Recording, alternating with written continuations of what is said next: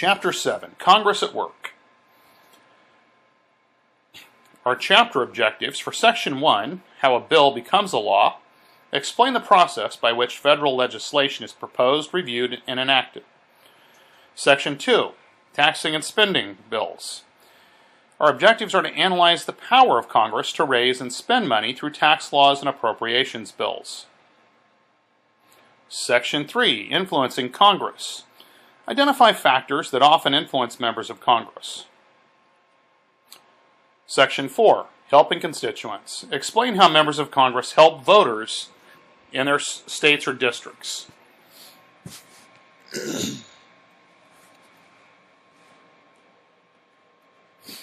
How a bill becomes a law. As your body grows bigger, your mind gets smaller. It's great to learn, 'cause knowledge is power. It's Schoolhouse Rocky, the chip on the block, on your favorite Schoolhouse Rock. I'm just a bill.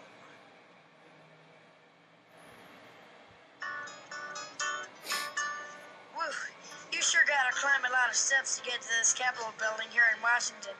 Well, I wonder who that sad little scrap of paper is. I'm just a bill. Yes, I'm only a bill. And I'm sitting here on Capitol Hill.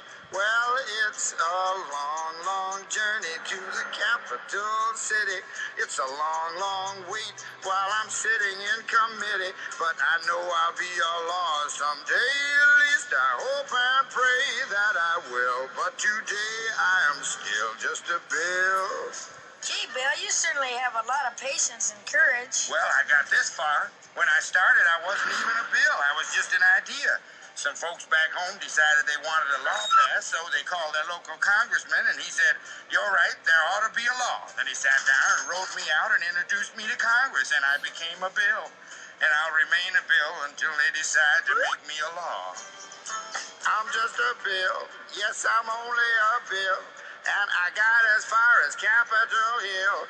Well, now I'm stuck in committee, and I'll sit here and wait while a few key congressmen discuss and debate whether they should let me be a law. I hope and pray that they will, but today I am still just a bill.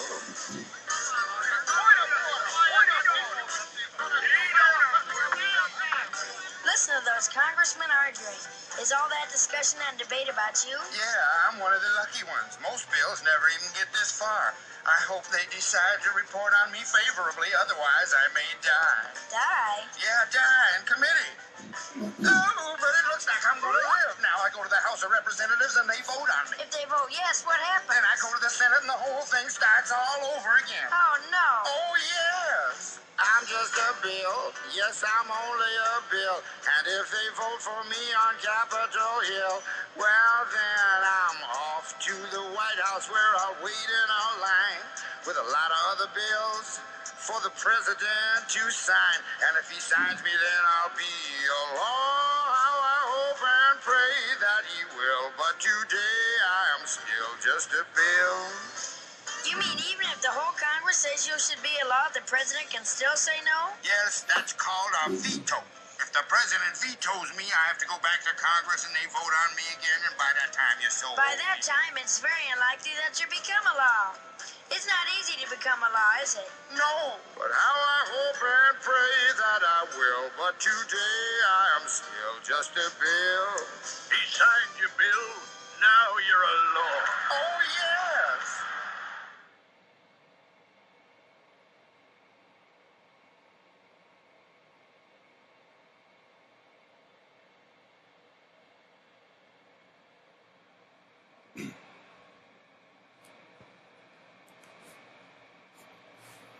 Types of bills and resolutions. Public bills involve national issues, and private bills deal with individual people or places. Resolutions may be passed by either house or by both jointly. Both houses pass concurrent resolutions which do not have the force of law. A rider is a provision that's attached to a bill on an unrelated subject.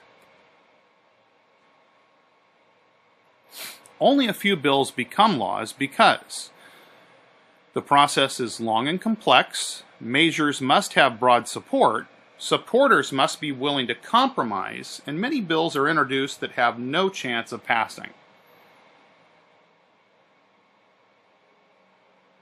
Introducing a bill. The first step in the lawmaking process is the introduction of a bill. New bills are sent to committees and sometimes subcommittees. Both houses usually agree with the committee's decisions on a bill. If a committee decides to act on a bill, it holds hearings on it.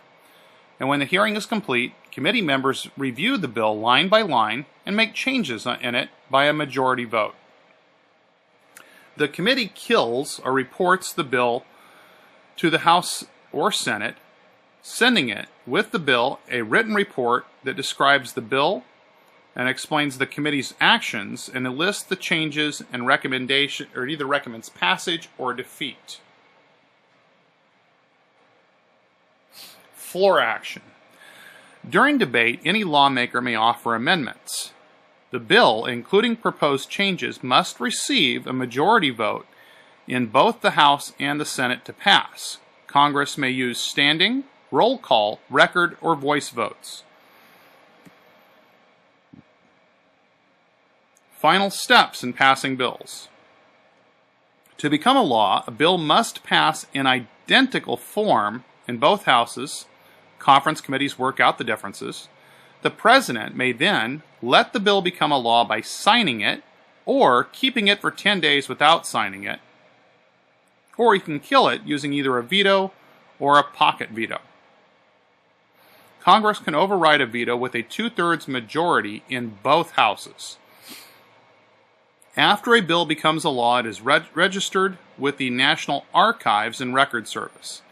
Citizens can track legislation using an online resource called Thomas. Section 2, Taxing and Spending Bills. All revenue bills start in the House of Representatives, and all important work on tax laws occur in the House Ways and Means Committee. Until the 1970s, the closed rule forbade taxing bills from being amended from the floor because it was felt that they were too complicated and in too much danger from being amended under pressure from special interest groups. In 1973, the House revolted against the Ways and Means Committee and its chairperson to do away with the closed rule. The Senate may propose changes in tax bills, and the Senate Committees on Finance has primary responsibility for tax matters. Appropriating money. Congress has the power of appropriation, or approving government spending. Congress uses a two-step process to appropriate money. First, an authorization bill setting up a federal program and specifying how much money may be spent on it, and then an appropriations bill providing the money needed to carry out the new program.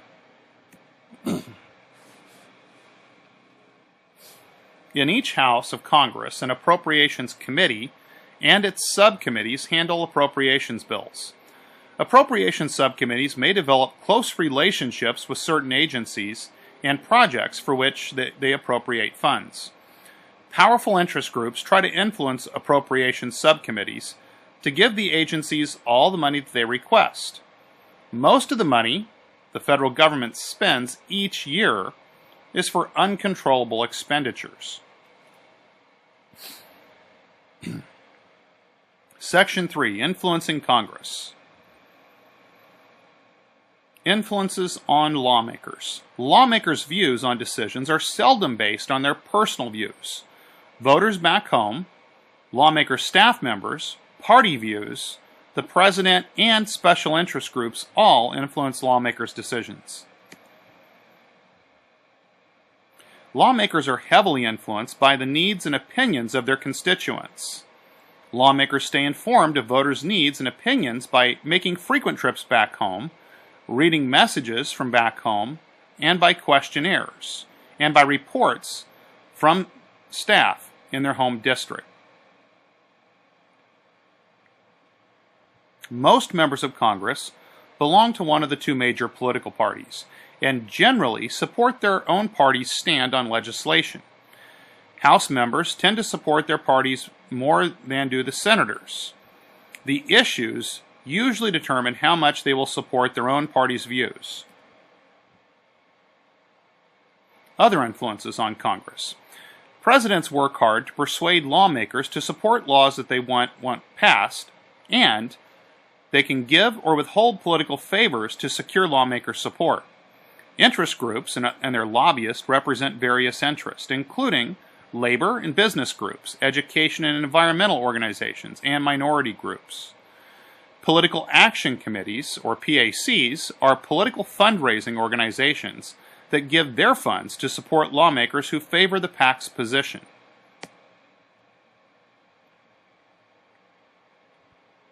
Helping constituents, Section 4. Handling problems. Lawmakers in both houses must deal with their constituents' problems and needs involving government. Caseworkers on lawmakers' staffs help them to deal with requests of voters. Lawmakers spend a great deal of time on casework because responding to voters helps them get reelected. Casework brings problems with federal programs to lawmakers' attention, and casework helps citizens cope with a huge national government. Lawmakers bring federal projects and money to their districts and states through pork barrel legislation, federal grants and contracts, and keeping federal projects. Congress appropriates billions of dollars for local projects that can bring funds to districts and states. Lawmakers also try hard to obtain federal grants and contracts for their districts and states, working closely with executive department agencies that award these grants and contracts.